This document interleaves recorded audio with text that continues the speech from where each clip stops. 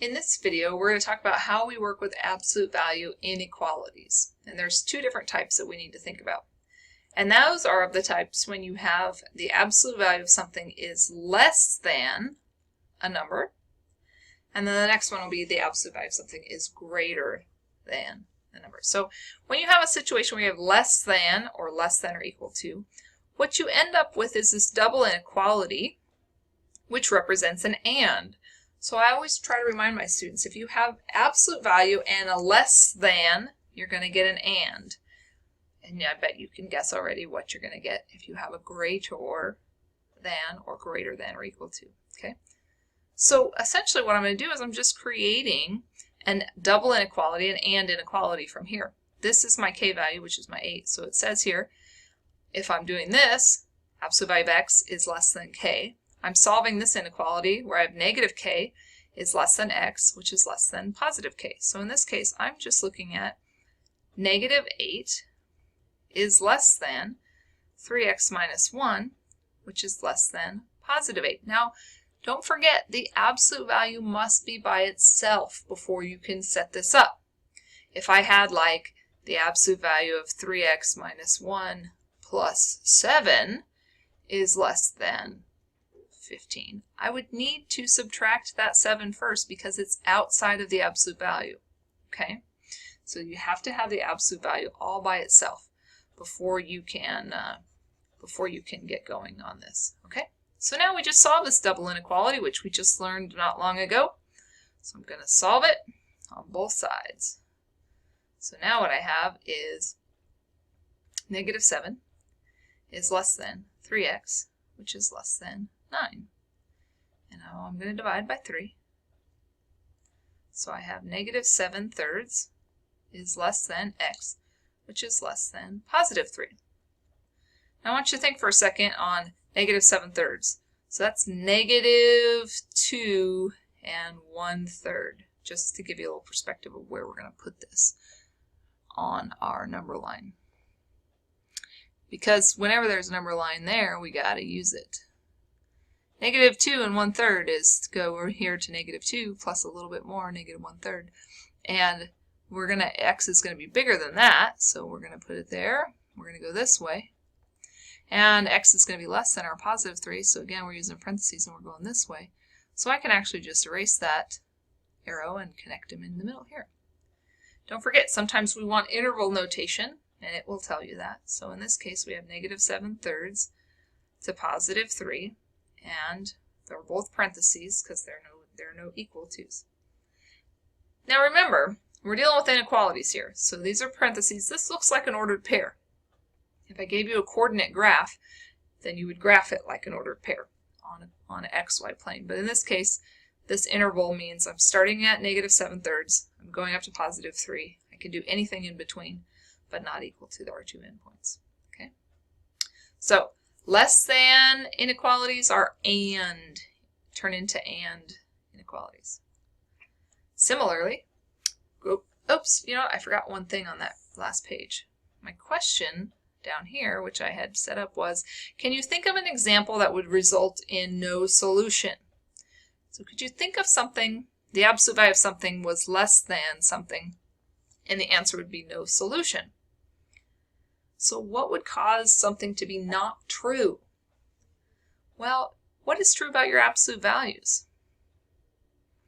Well, we could put whatever we want here on the inside. I'm just going to write something. Absolute value of 2x minus 1. Absolute values have to be positive because remember they are a distance. So we cannot end up with a situation where the absolute value of something is less than 0 or, for example, less than a negative number.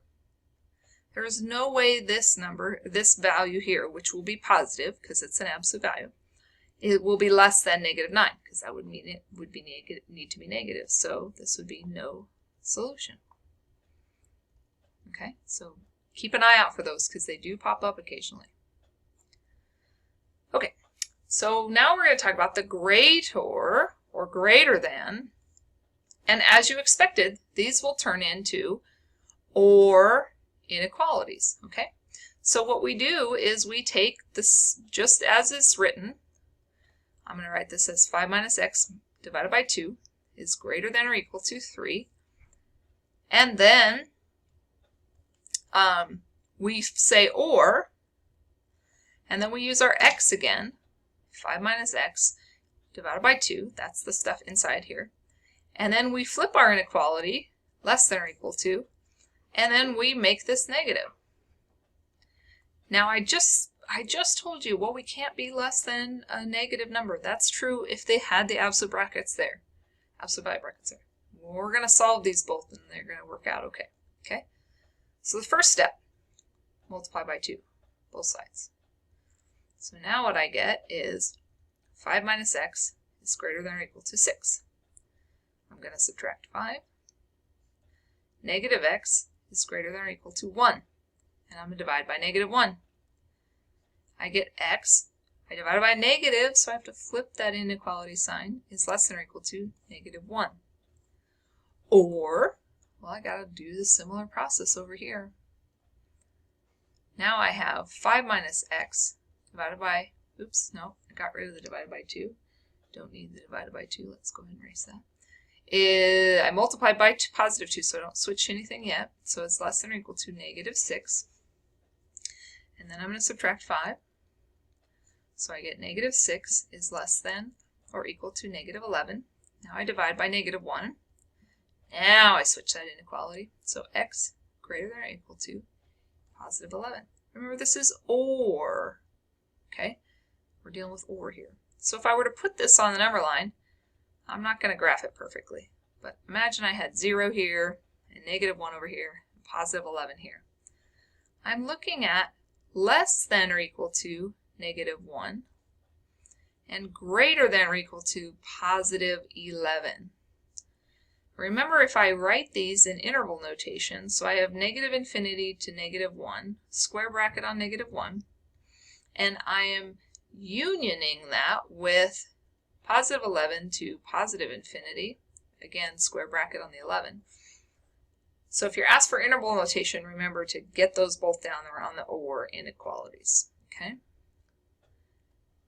So then, my last question for you to think about is, how would this look different if this were a less than or equal to instead of a greater than or equal to?